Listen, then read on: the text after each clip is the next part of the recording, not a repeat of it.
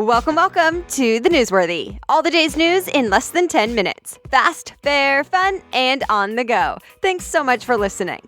Today, new policies to buy guns, and the president's new campaign slogan, plus Scientology TV. Where did the GIFs go? And a Sopranos movie. All that and much more in less than 10 minutes. I'm Erica Mandy. Today is Monday, March 12th. You ready? Let's do this.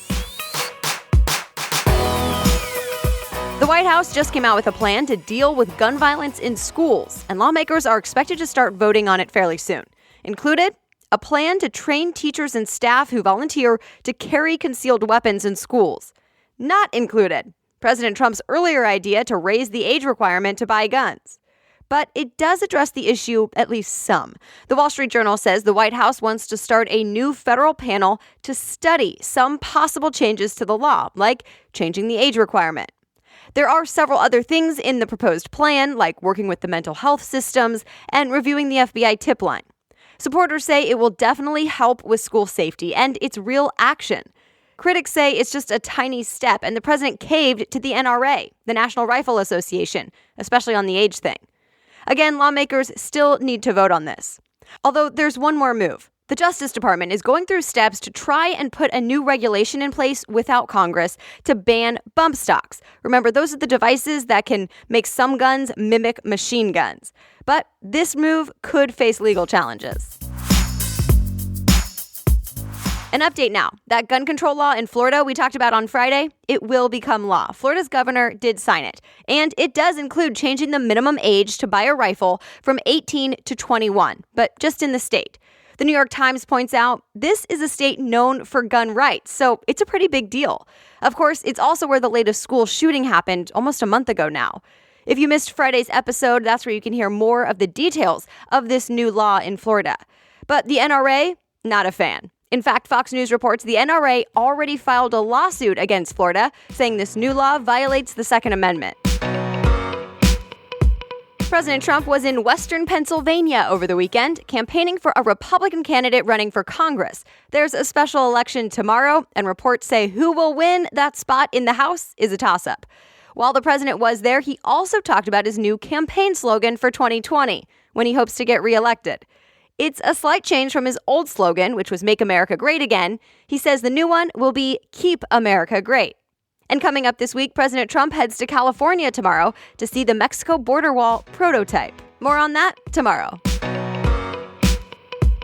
Get ready for another round of heavy snow and wind if you're in the Northeast. And yes, this is the third storm like it in less than 2 weeks. The Weather Channel says the impact of the storm will likely hit tonight into tomorrow. We're talking blizzard conditions for some areas. There was a tragic helicopter crash in New York City last night. The chopper crashed into the East River. 6 people were inside. The New York Times reports only one person, the pilot, lived. There's even video of the crash because people nearby had gotten out their cell phone cameras. Reports say the helicopter was taking a typical tourist route to see the Manhattan skyline and take pictures. CNN reports the pilot may have said there was engine failure during the emergency call. More details are expected to come out today. It's final. China just got rid of its term limits for the president, and the current guy in charge, Xi Jinping, could now be in charge for life. The National People's Congress there voted over the weekend to make it official. The AP reports it makes a change to China's constitution and gets rid of the rule that presidents can only serve for 2 terms max. Supporters say it brings stability to the country. Critics say it's back to dictatorship and means basically one guy is in charge of everything, indefinitely. The British government is calling Russia an evil force around the world. Why?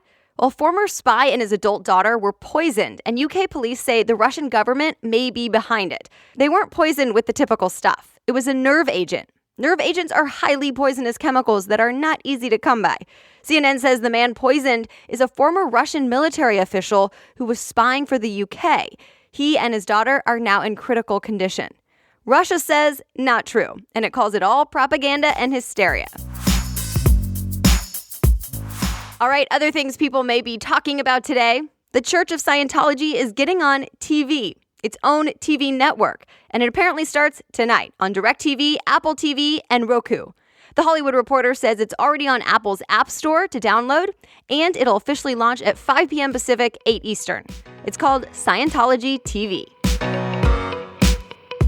The store best known for fun jewelry and piercing ears is struggling. Bloomberg reports Claire's is planning to file for bankruptcy and is about $2 billion in debt. Filing for bankruptcy will actually help the stores stay open until there's a long-term plan. And remember Toys R Us had filed for Chapter 11 a while back in September? The plan was similar to cut out debt, turn itself around, and start again better. Well, it didn't go as planned. USA Today reports Chapter 11 will now likely turn into Chapter 7, and typically that means it's time to sell it all, have going out of business sales, and eventually shut down. But at least stay tuned for those going out of business discounts.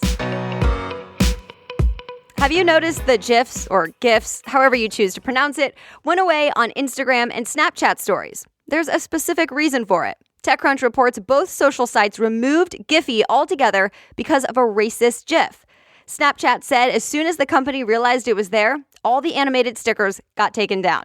Ditto for Instagram. So we'll see if the issue gets taken care of and if you see GIFs on your Instagram and Snapchat once again. It's official. Black Panther hit the $1 billion mark worldwide. Vanity Fair says it's the 5th Marvel superhero movie to cross that mark. And yes, it was number 1 again for the weekend box office. That's the 4th time in a row it hit the top. Rotten Tomatoes says this has not happened since Star Wars: The Force Awakens. Do you remember the hit HBO series The Sopranos? Well, it's coming back, but this time to the big screen. Deadline reports it'll be a prequel taking place before the start of the series. Word is it could be called The Many Saints of Newark. And that's it for now. You are all caught up. Thank you so much to those of you who have shared the newsworthy on social media and with your friends. And I am loving all the reviews. On Apple Podcasts, thank you to the person who says, quote, "Great bits of the most important news. It's quick and fun, and I've been loving the 3-Question Thursday segment." I'm so glad to hear that. And to the person who calls it, quote, "my go-to podcast for news," it says, "Erica is super good about giving you what supporters say about stories and opposers, something I was beginning to think no longer existed." Thank you so much for that. It's very important to be fair and unbiased here. Of course, you can always read more about any of the stories that caught your attention today that we mentioned on this episode at thenewsworthy.com. Just click episodes and then find today's date. The Newsworthy is ready for you to listen every weekday by 4 a.m. Eastern Time. We'll chat again tomorrow. Have a great day.